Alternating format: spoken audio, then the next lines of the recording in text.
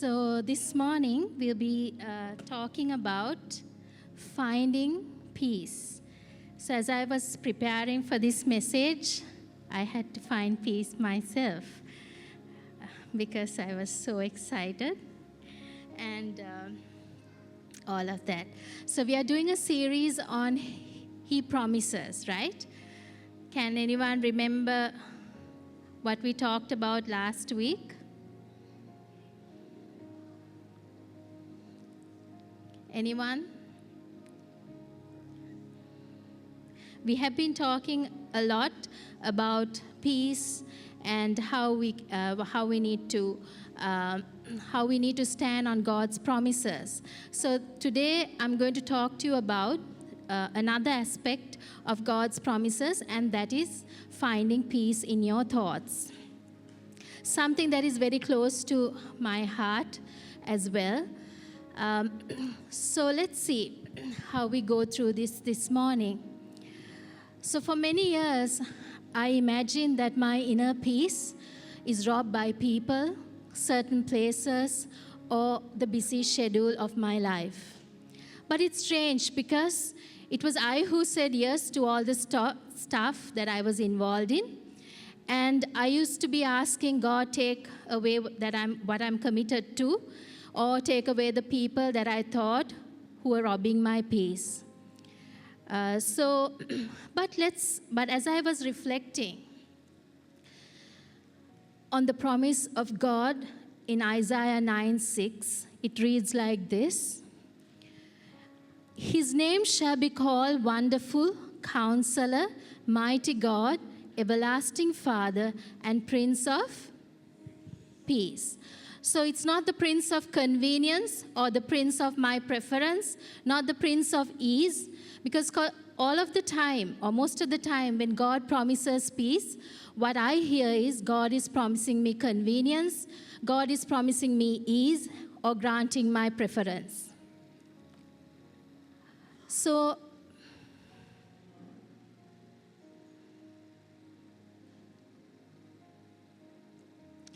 So my problem is not other people. So it's not the place. It's not the pace. It's not the problem. So the problem is not actually the problem. So you know that Jesus was born in a manger. The angels appeared to shepherds and announced the birth.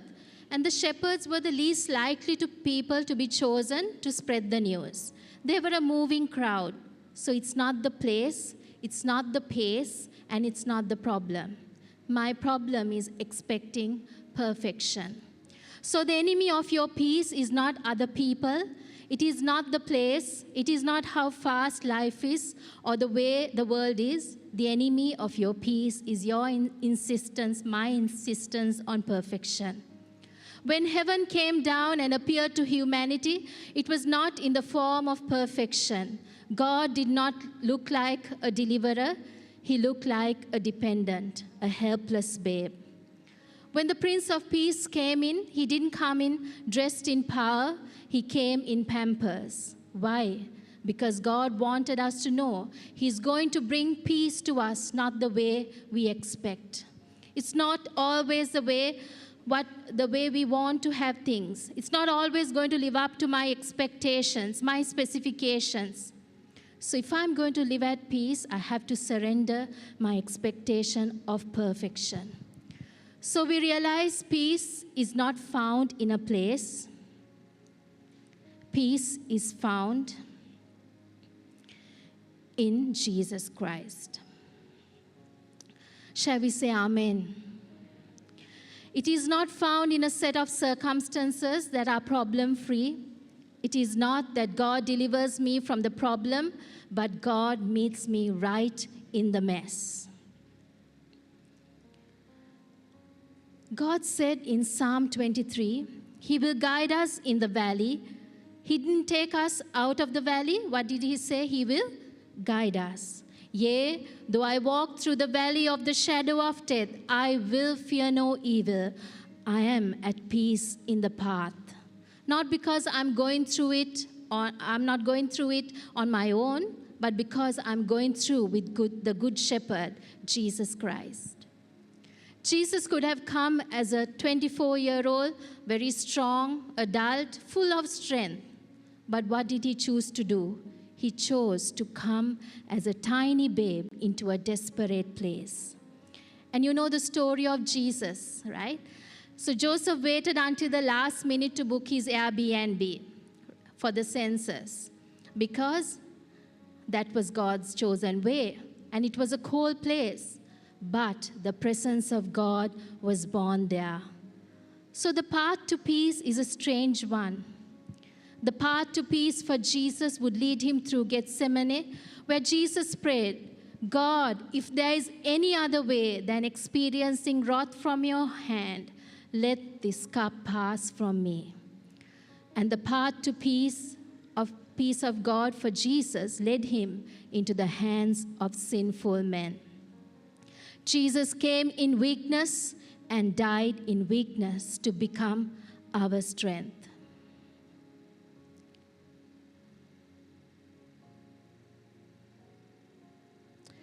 So whatever you think is the source of your stress determines what you consider to be the source of your peace. So if people brought me stress, then I have to have people change for me to have my peace, which means people have to act and behave in a certain way for me to have peace in my own heart. In Luke 6, when the angels brought news to the shepherd, what did they say? What did they hear? Fear not, I bring you good news of great joy. The first thing the shepherds felt was not faith, but fear. We may think that the presence of God is always to make us feel better and comfortable. But notice this. First thing the shepherds felt was fear. They found peace through fear. Peace didn't come directly, but they found it through fear. So the shepherds were looking after the sheep from predators. They were in fear, and shepherds were in a lowly place. They were a lowly people in a lonely place. But they found God in the midst of the greatest fear. The angel comes to them saying, Glory to God in the highest, and on earth, peace. Note this about this peace. Peace is on earth. It is for us, but it's not of the earth. Shall we say, peace is on earth, but it's not of the earth. So God promises peace, not the fragile kind the world offers. But His perfect peace. And this is not kind of a plastic peace that people can give, but the Bible speaks of peace, and the word that uses is shalom. The word doesn't mean just absence of trouble, but it means wholeness, safety, and rest for the soul. We are well aware that we are in the midst of a spiritual battle. The enemy comes with anger, with cruelty, with strife, but God, He defeats the enemy with His peace. Psychologists may tell us that peace comes from when our relationships are calm, when our children are calm, when our jobs are secure and our future is predictable. But God's word tells us true peace is not rooted in circumstances. It comes from Him, and it's stronger than any storm. So I'm not sure whether you all listened to Erica Kirk's words at the memorial service in Arizona. She said, the answer to hate is not hate, but love. Similarly, the answer to stressful situation is not carrying more stress. It's being filled with the peace of God. I believe that in the midst of great adversity lies great opportunity. And I believe that in the darkest of times, light shines the brightest. Erica Kirk stood in the most unimaginable pain, the loss of her husband to violence. Yet she declared words that silenced the room. I forgive him. That act wasn't rooted in emotion, it was rooted in decision, the kind that brings true peace. She didn't say because she felt peace, but because she chose peace. That's where peace in your thoughts begins. Not when everything makes sense to us, not when everything is perfect, but when you align your thinking with heaven's posture, there is perfect peace. Isaiah 26:3 says, "You will keep him in perfect peace, whose mind is stayed on you, because he trusts in you." Shall we read this together? You will keep him in perfect peace, whose mind is stayed on you, because he trusts in you. So I have learned that if peace comes from people, people also can take it away. If it comes from situations, situations can come, change, and take my peace away with the changing situations. So we are not speaking of a peace that comes from a promotion at work, or a peace that comes from a convenient circumstance, or even a so-called peace that comes just from a feeling. No, we want peace that the world didn't give, and the world can't take it away. Shall we say amen to that? So let's see, what do I need in my life to experience this peace? So I'm going to go through some of the aspects of this morning. Ephesians 6:14-15 reads like this. "Stand therefore, having girded your waist with truth." Shall we read together? "Stand therefore, having girded your waist with truth, having put on the breastplate of righteousness, and having shod your feet with the preparation of the gospel of peace." So think about that. Our feet are to be permanently fastened with the gospel of peace. So this is compared to just like a horse. It's permanently shod with iron shoes. In other words, peace is not just optional. Peace is not fragile. Peace is your firm footing, your readiness, and your strength. But too many of us, we are unprepared for peace. At the smallest frustration, we blow up. At the slightest setback, we collapse. Why? Because our feet aren't fixed in peace. As I was preparing through this week, there were moments that I collapsed. So I'm talking to myself as well. And when we are not grounded in God's peace, what happens? The enemy exploits that weakness. That's why Ephesians 6 says that the part of the armor of God is to have feet shod with the preparation of the gospel of peace. So in other words, peace is something that I must be grounded in, fixed in, so that it cannot be shaken. So like a horseshoe nailed firmly into a horse's hoof, the peace of God is meant to be permanently sealed in me, not something to put on and take off. We are called to live prepared, not just for life's challenges, but to usher in God's peace wherever we go. Think about this. Preparation is never passive. Before an exam, we know that everyone needs to study so that they are prepared. But all students expect not to study and do excellently well at the exams. But exams need preparation so that when the right moment comes, we have the answer. It's the same with the peace of God. Many of us may not be prepared for this peace. So the smallest stress triggers an explosion.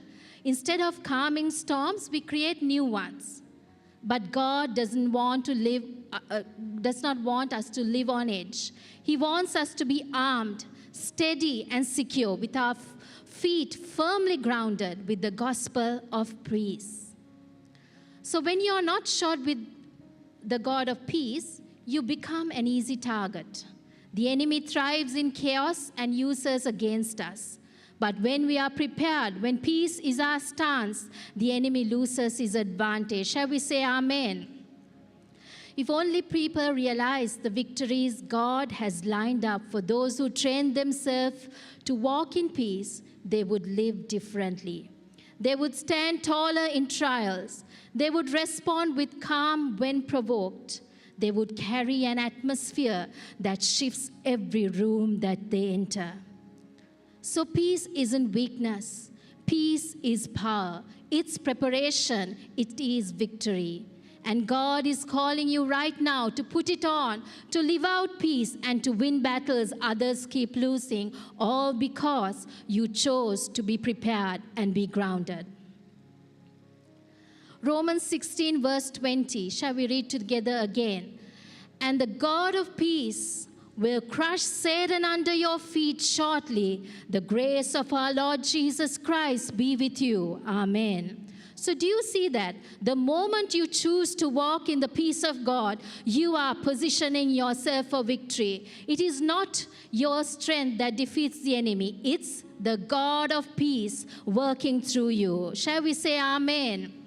That's why we need, peace is not optional. It's not just a nice extra to have on calm days. The peace of God is essential. It is a weapon. It is a shield and a foundation for victorious living. With it, the enemy gains ground.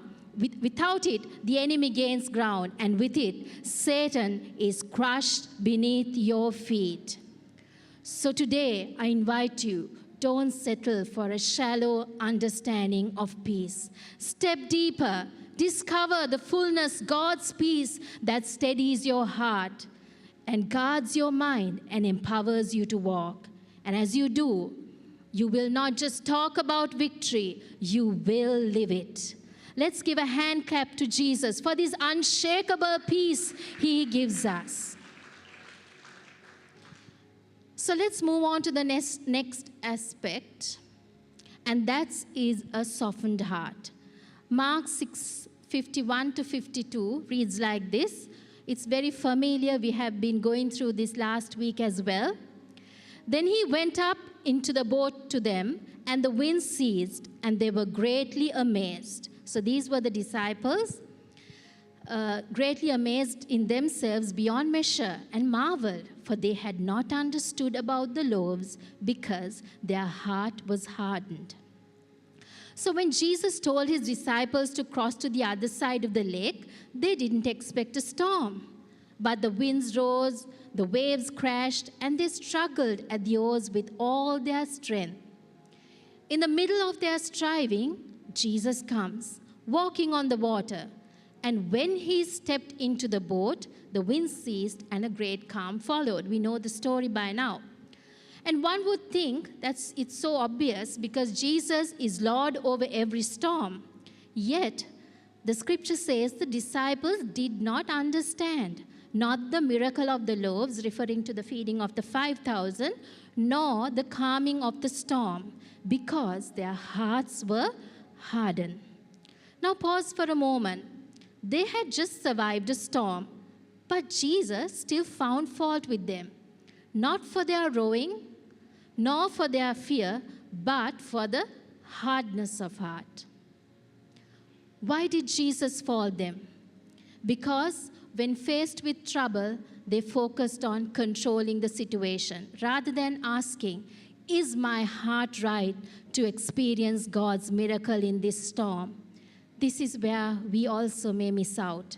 We lose the peace of God because we are too busy attempting to fix the problem outside instead of letting God fix the problem inside. And the Bible calls this a hardened heart. Think about it. The disciples may have questioned Jesus' timing. Why did he send us this storm? Why didn't he come sooner? Why let us struggle at the oars? All very human and reasonable questioning. But in the process of questioning, they missed the greater truth. Jesus wasn't testing their strength. He was inviting them to see his power working. And this brings it home for us. When storms arise, what is our inward conversation? Do we only ask, how do I fix this? Or do we dare to ask, am I in the right frame to receive God's miracle here? So let's ask ourselves, Am I in the right frame to enjoy peace in relationships? Am I in the right frame so I can be trusted with a promotion at work?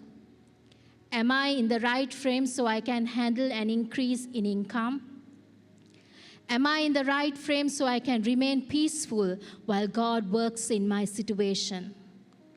Dearly beloved, the storm is not the challenge, the hardened heart is.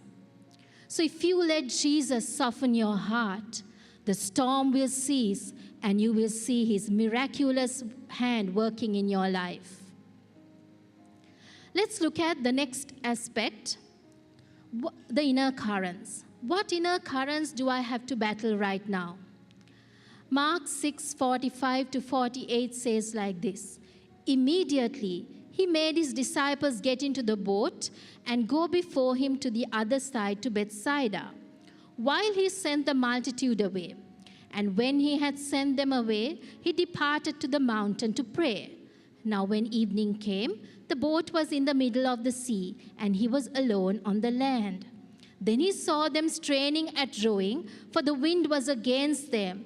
Now about the fourth watch of the night, he came to them, walking on the sea, and would have passed them by. So disciples once found themselves straining against the currents and fighting with the wind and the waves and the forces far beyond their control. Don't we know that feeling? Sometimes we try to fight against the wind, and none of us can command the wind or the rain or change even the heat of the day. Of course, we have air conditions, but the natural heat outside. But let's be honest, in our world today, the greater battle isn't always outside, it's within. The currents of nature within us can be far more relentless. A quick temper that flares without warning, habits that drain our strength, worries that steal our sleep, tension that tightens its grip on our hearts. We attempt to control circumstances outside of us, but in the meanwhile, we are losing the inner battle against fear, doubt, and unrest. And unless we face these inner storms, no external victory will ever bring us peace. So how do we fight these inner currents?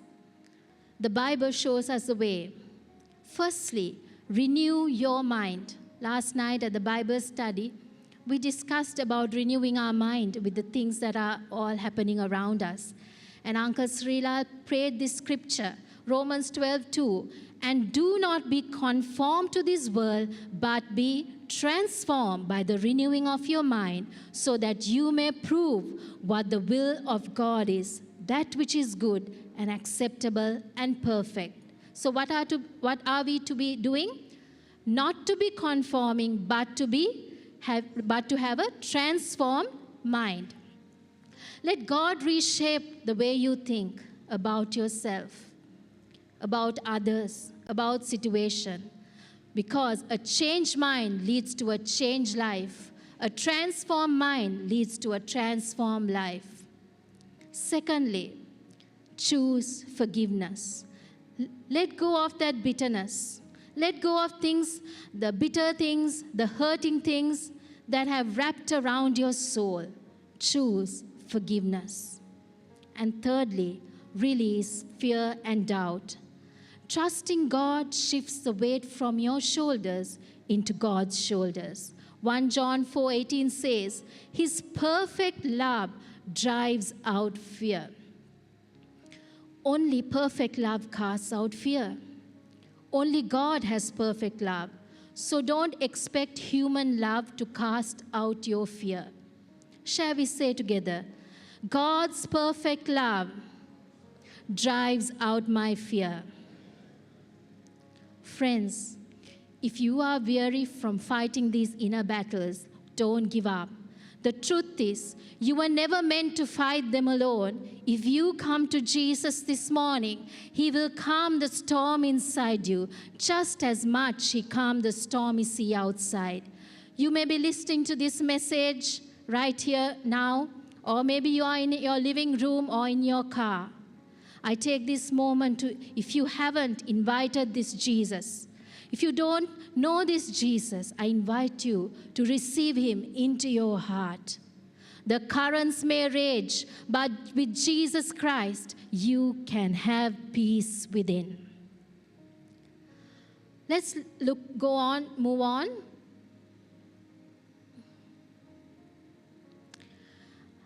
So how do we invite Jesus into the storm? Mark 6:48.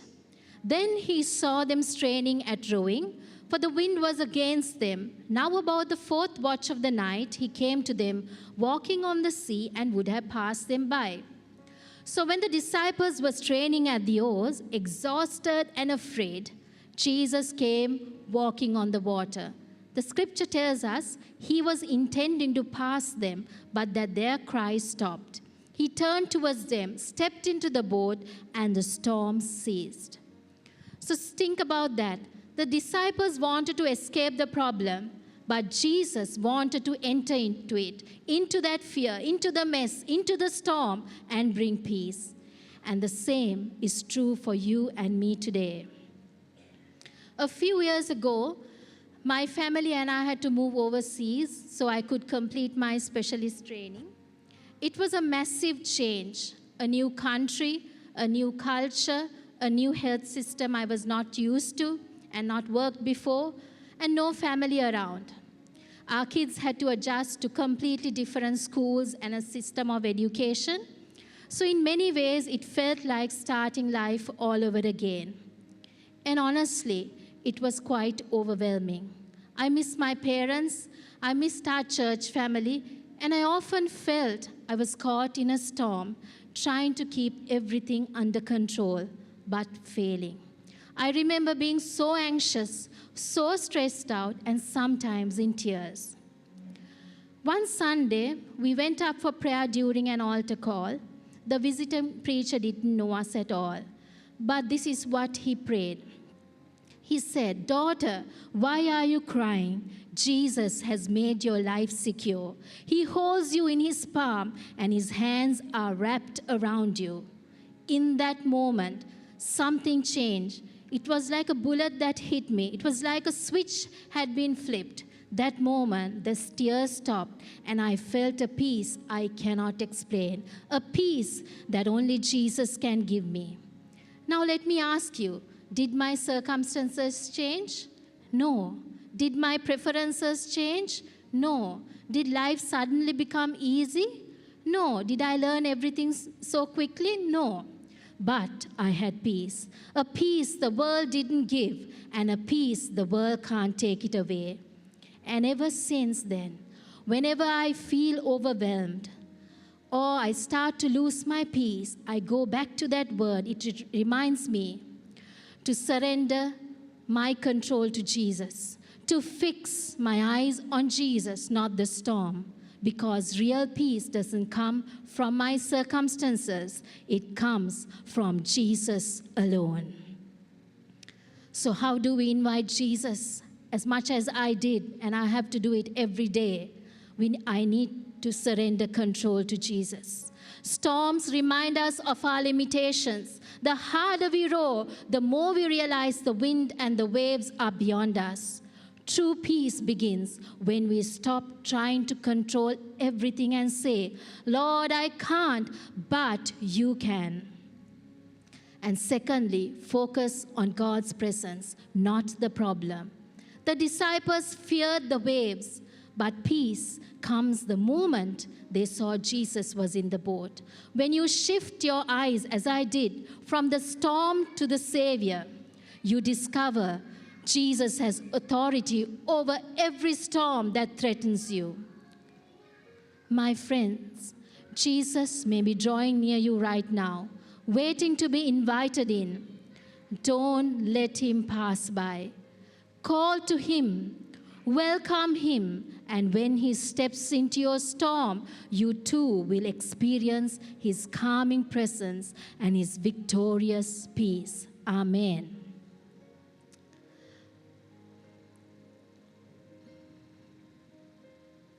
Right. So, why is there power in crying out to God? Mark 6:49. And when they saw him walking on the sea, they supposed it was a ghost and cried out. So there is a difference between simply praying and truly crying out to God. Many of us know how to pray, isn't it? But do we really know how to cry out? Prayer is asking God for help, but crying out goes much deeper. It's when you become desperate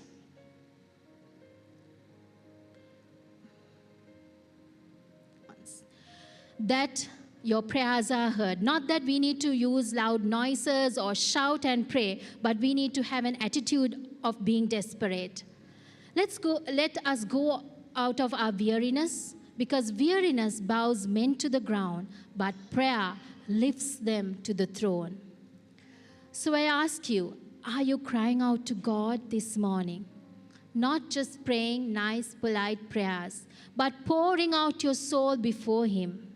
Because Psalm 34 verse 70 says, the Lord hears the cry of the righteous. Because when you cry to Him, heaven listens. And this may take different modes. Maybe you cry out in worship. Maybe you cry out and you don't have any words to utter. But it's an attitude. Because when you cry to Him, chains break. When you cry to Him, God moves on your behalf. So don't just pray, cry out. Let your voice be heard in heaven and watch what God will do for you. Now I would like the worship team to come up on stage and let's see, how do I step into the peace of God today? Philippians 4:17 says, rejoice, shall we read this together? Rejoice in the Lord always. Again, I will say rejoice. Let your gentleness be known to all men. The Lord is at hand. Be anxious for nothing, but in everything by prayer and supplication, with thanksgiving, let your requests be made known to God. And the peace of God, which surpasses all understanding, will guard your hearts and minds through Christ Jesus. So this morning, I want to lead you into the peace of God. Hear this clearly. God's desire is not just to remove your troubles and problems. He wants to give you shalom. That means wholeness, security, rest, health in every part of your life. But how do we step into that peace? We begin, as this scripture says, rejoicing. Too many of us have lost their song in the storm. But peace begins when you lift your voice and rejoice that God is with you. Shall we say, I will rejoice in the Lord? Louder, I will rejoice in the Lord. Amen. And the next verse reads like this. Be anxious for nothing. If anxiety has been clinging to you, shake it off.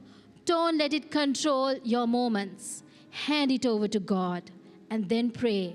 Don't just complain about the storm. Pray over it. Offer your request to God, but do it with thanksgiving, knowing He's already at work. And let's see the promise. The peace of God, which surpasses all understanding, will guard your hearts and minds in Christ Jesus. So this peace is stronger than a storm. This peace is your shield, is your anchor and your rest. In John 14 verse 27, it reads like this. My peace I leave with you. Jesus says, my peace I give to you. Not as the world gives, do I give to you. Let not your hearts be troubled, neither let it be afraid. You can see here, Jesus is not withholding His peace. He has said, my peace I leave with you. My peace I give to you. Not as the world gives, do I give to you. So let not your hearts be troubled, neither let it be afraid. We need this peace right now. Shall we rise to our feet? And I would like to invite you to receive this peace of God, not just relief from trouble. Trouble is everywhere. We can't escape it. we have to face the peace of God. We have to ask God to come into that mess, into that storm. Storms may not go away. We can see the times are perilous, but we need God's unshakable peace. Will you receive it? Shall we pray together? Father God, we thank you, Lord Jesus, that we can receive the peace of God, that we can receive God's goodness this morning. And I will ask Shiloma to pray. None of us are without problems. And the thing that really stayed with me, even as the message was being shared, was that when the disciples were in that boat, nothing changed.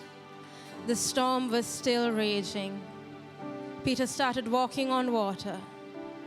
It was not that the winds calmed down, but it was the fact that he lost sight of Jesus. You might be going through a financial issue. You might be going through a difficulty in your job. You might be having issues in your family. We all need peace. There is a deep longing for a greater sense of calm, a greater sense of joy, a greater sense of knowing even if everything is falling down all around me, I know that I am held in my Savior's hand. So today I appeal to you, you don't have to hold it all together, because it's not you who holds you together, it is God. It is only Jesus. He is the answer and He is the solution. So today I appeal to you, if you need Jesus, just open your heart to Him and say, Lord, come into me. Because nothing is going to change today, nothing is going to change tomorrow. But God is more interested in changing the inside of you. God is more interested in making sure that even if everything else fails, that you will still keep looking at Him. And that is what happened to Job. He lost everything. He lost everything. The devil took everything from Job, but what he didn't realize was Job's everything was God. And that is why Job said, the Lord has given and the Lord has taken away. Blessed be His name. So today, if you're looking for a solution to your problem, take heart to know that God can provide you that solution. But even if that solution doesn't come today, will you have peace? I need that peace. And if you are with me today saying, Lord, I need you and I need this peace, I need this shalom. Father, you are peace. You are the definition of peace. You are the beginning and the end of it. And if it is you, I urge you, come to the altar. There is no magic here, but it is the presence of God that is here. And say, Lord, I need you. Come as that woman who came, who pushed through the crowd and reached out and touched the hem of Jesus' garment. So let's just pray, because I was reminded of this story of Horatio Spafford. He was a big attorney in the United States. And in a moment, he lost everything. He lost his fortune to the Great Chicago Fire. He lost his son to scarlet fever. And he thought maybe a vacation will do well for his family. So he put his daughter and his four daughters on a boat and sent them on their way to England. But unfortunately, he was going to join them later. And while they were in the Atlantic Ocean, the ship met with a collision, and all his four daughters died. When his wife reached England, she wrote him a letter and she said, saved alone, what shall I do? And so Horatio moved to England. He was sailing back to England to be with his wife. And when they passed that area where the ship had sunk, knowing that there was a man who had lost a family to this tragedy, the captain called Horatio Spafford and said, this was the place that the ship sank. And he penned the hymn, when peace like a river attendeth my way, when sorrows like sea billows roll, whatever my lot, thou hast called me to say, it is well with my soul. Even if everything doesn't go to plan, even if everything turns upside down, can we still say, He is a good God, He has not failed me? There might be moments when we feel like we're just losing it.